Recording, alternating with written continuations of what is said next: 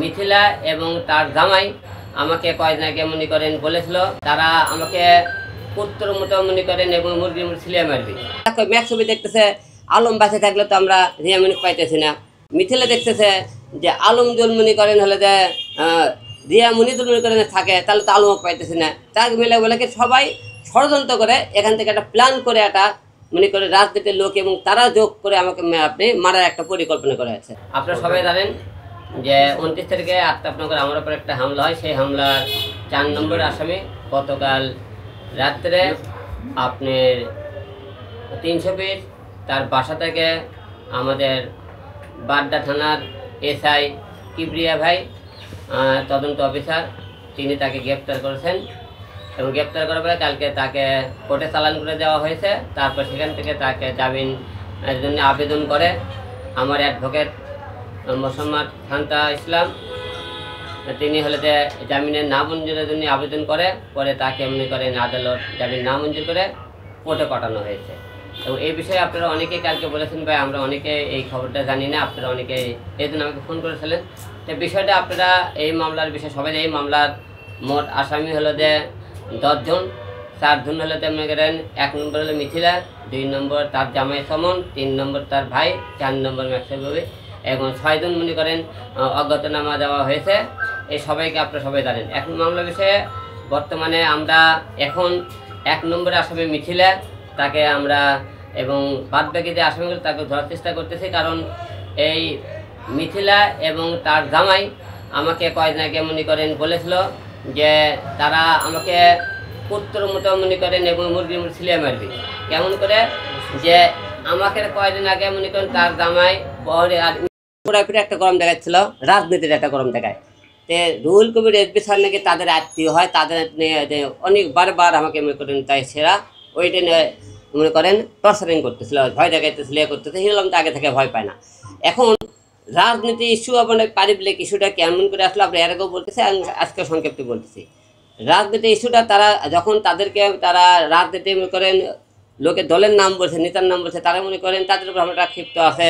আরেক দলের আবার কি আমি বলছি ঢাকার নির্বাচন করবো সেই হিসেবে একটা ক্ষিপ্ত আছে এবং আপনি জানেন আওয়ামী লীগ বিভিন্ন দলের ক্ষিপ্ত আছে। তারা যখন তার মারাধন কন্ট্যাক্ট করছে তারকে সাথে মিথিলের সাথে আবার করছে কি ম্যাক্স ছবির আবার যোগাযোগ আছে, আপনারা সবাই জানেন, আপনি ফোন দেখেছেন। তারা আবার করছে কি মনে করেন তার কাছে যোগ হয়ে তার অ্যাটাক করে ম্যাক্স ছবি দেখতেছে আলম বাঁচে থাকলে তো আমরা রিয়ামিনুক পাইতেছি না।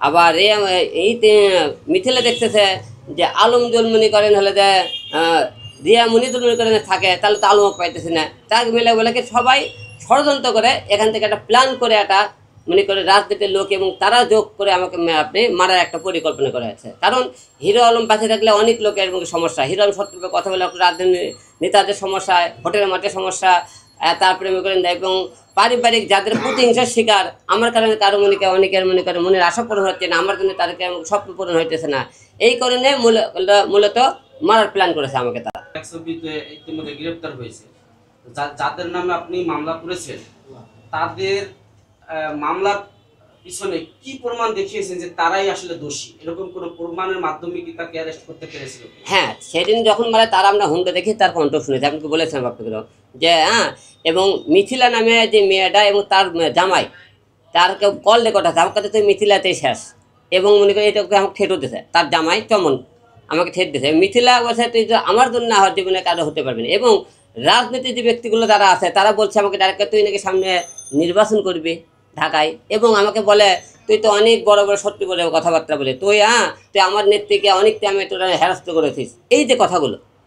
এই কথার ভিত্তিতেই কি আপনি মামলা করেছিলেন যে তারাই আমাকে মেরেছে? তারা প্রমাণটা কি আসলে আপনাকে যে মারছে এর কোনো এভিডেন্স আপনি দেখাতে পেরেছেন কিনা? না, মারার পর আঘাত দেখেন না যে আমাকে মারছে, আঘাত তো পাইছেন, মেরেছে কিন্তু তারাই যে মেরেছে সেটা একটা প্রমাণের দরকার রয়েছে। তারপর মানে জন্য আমরা তদন্ত করার অফিসার দিয়েছে, সে তদন্ত করে পুলিশ বের করবে, আসামি সন্ত্রাস হবে। আমি যদি তার কি শোনেন একটা লোকের নাম কিন্তু আমরা কিন্তু 4টার নাম একবারে প্রকাশে দিয়েছি আর 6 জনকে কিন্তু অজ্ঞাতনামা কেন দিয়েছি যে একটা লোক কিন্তু আপনার সে যদি এই মামলার সাথে জড়িতই না থাকবে, আমাদের সাথে যদি মনে করেন এই মানে কানেক্টেড না থাকবে তার নাম কেন বলবো আমরা? অবশ্যই প্রমাণ আছে, আমরা তাদের আলামত পেয়েছি বলে তাকে কিন্তু এই মামলা আসামি করেছি। আর যে সে তো 4 নম্বর আসামি গ্রেপ্তার হয়েছে, আর যে 3 জন রয়েছে প্রথম থেকে মিথিলা বলে তারা তাদের কি সন্ধান পাওয়া যায়নি? তারা না কি লুকায়িত? তারা এখনো গা ঢাকা দিয়েছে, আশা হলে যে আমাদের পুলিশ তাদেরকে মানে খুঁজতেছে।